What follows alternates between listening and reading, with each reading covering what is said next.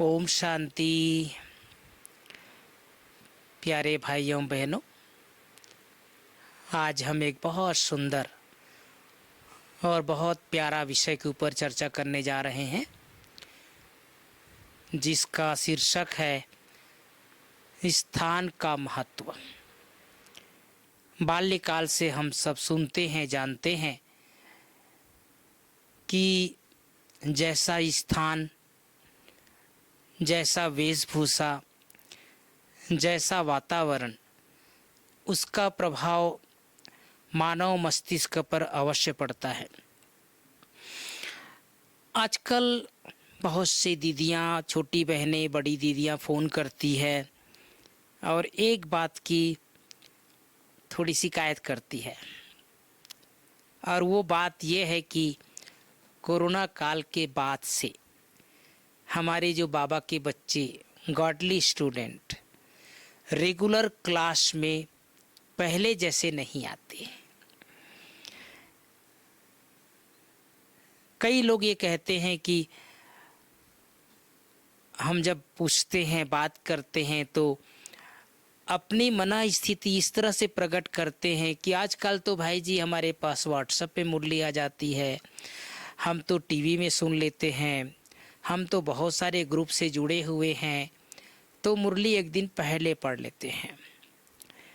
मैं पिछले दिनों हमारी परम आदरणीय डॉक्टर निर्मला दीदी जी पे इस विषय के ऊपर चर्चा किया था। दीदी ने बहुत सुंदर इसका आंसर दिया था कि हर ब्राह्मण को क्लास में आकर, सेंटर पर आकर मुरली सुनना बहुत आवश्यक है, बहुत ज़रूरी है। बाबा ने अनेक बार कहा है कि जब मुरली चलती है तो बाप दादा हर क्लास में चक्कर लगाते हैं, दृष्टि देते हैं, वरदान देते हैं, शक्ति भरते हैं। क्योंकि जो वातावरण आपको सेवा केंद्र पर मिल सकता है, जो वातावरण आपको गीता पाठशाला में मिल सकता है, जो वातावरण आपको मधुबन में मिल सकता है, वो आपको अपने घर में तो नहीं मिल सकता ना। इसलिए ये जो विधि बाबा ने बताया है कि सुबह सुबह प्रतिदिन 1 घंटा हमें नियमित पढ़ाई पढ़ना चाहिए, और क्यों सेंटर आना चाहिए, इसके ऊपर मैं एक छोटा सा घटना जो हमारे धर्मशास्त्रों में लिखा हुआ है, बचपन से हम सुने हैं, मैं सुनाना चाहता हूँ आप सबको। आप सब ने सुना होगा, श्रवण कुमार को एक बार अपना संकल्प आया कि अपने माँ बाप को 4 धाम की यात्रा कराना है, और इस शुभ संकल्प के साथ अपने माँ बाप को वो कांवड़ में बिठाकर यात्रा कराने ले गए, और काफ़ी दिन तक खुशी पूर्वक, आनंद पूर्वक यात्रा कराते रहे। एक स्थान ऐसा भी आया भाई बहनों, जहाँ पर उनके मन में विचार आता है, संकल्प आता है, क्या मेरा जीवन इसी तरह से बीतेगा? क्या मैं और दुनिया वाले जैसे युवा लोग अपना जीवन बिता रहे हैं, क्या मैं ऐसा जीवन नहीं बिता पाऊंगा? क्या ये बुजुर्ग माता पिता को लेकर के मैं पूरा संसार ही घूमता रहूँगा? ये तो मेरा पूरा मेरा जो जीवन का अधिकांश समय इसी में बीत जाएगा। और वो इस संकल्प के साथ वो कांवड़ एक स्थान पर रख करके अपने माता पिता के सामने अपनी इच्छा प्रकट करते हैं, अपनी बात रखते हैं कि माता जी, पिता जी, मुझे माफ़ करना, अब ये आगे यात्रा मेरे लिए संभव नहीं है। आखिर मैं भी युवा अपना जीवन बिताना चाहता हूँ, मैं भी सांसारिक जीवन जीना चाहता हूँ। भला आप लोग मेरे माँ बाप हो, लेकिन इसका ये तात्पर्य तो नहीं है कि मैं पूरा जीवन आप लोगों को यात्रा कराता रहूं। उसके मन में इस तरह के संकल्प चलने लग गए, इस तरह से भाव प्रकट हो गए। उसके पिताजी बहुत समझदार थे। उसने कहा, बेटा, आपने इतना दिन तक यात्रा कराया, आप सिर्फ एक काम कीजिए, आप सिर्फ 2 किलोमीटर हमको और आगे ले जाइए, और 2 किलोमीटर ले जाने के बाद हमको हमारे भरोसे छोड़ दीजिए, और आप खुशी पूर्वक जा सकते हैं।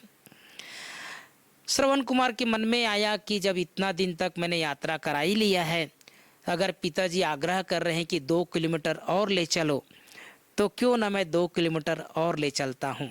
उसने कांवड़ उठाया और अपने माँ बाप को 2 किलोमीटर और आगे लेकर के गए।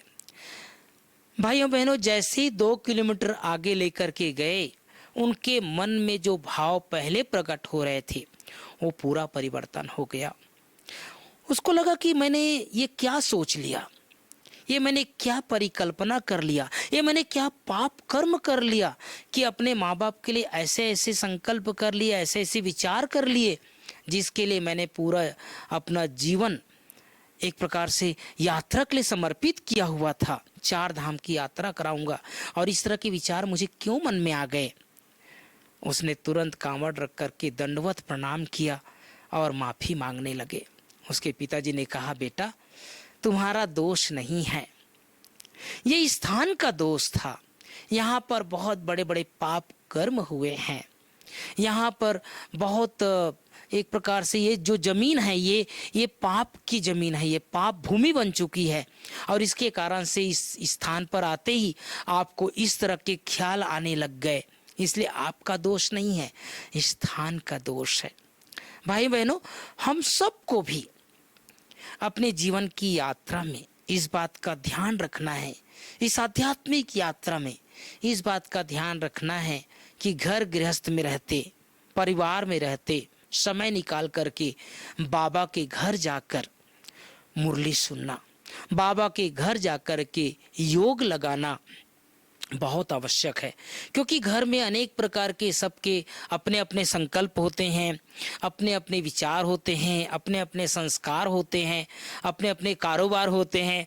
लेकिन बाबा के घर में तो पूरा बाबा का ही पूरा कारोबार की बातें होती है, सेवा की बातें होती है।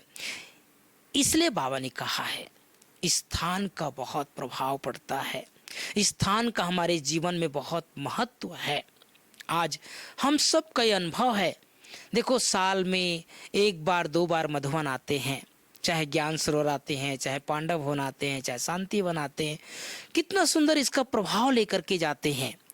न सिर्फ बाबा के बच्चे बल्कि जो इस संस्था के संबंध संपर्क में आते हैं या पहली बार आते हैं, जो अभी ज्ञान भी पूरा नहीं लिए हुए रहते हैं, उनके भी मन में कई अच्छे अच्छे विचार आते हैं। और उसका कारण क्या है? स्थान का प्रभाव।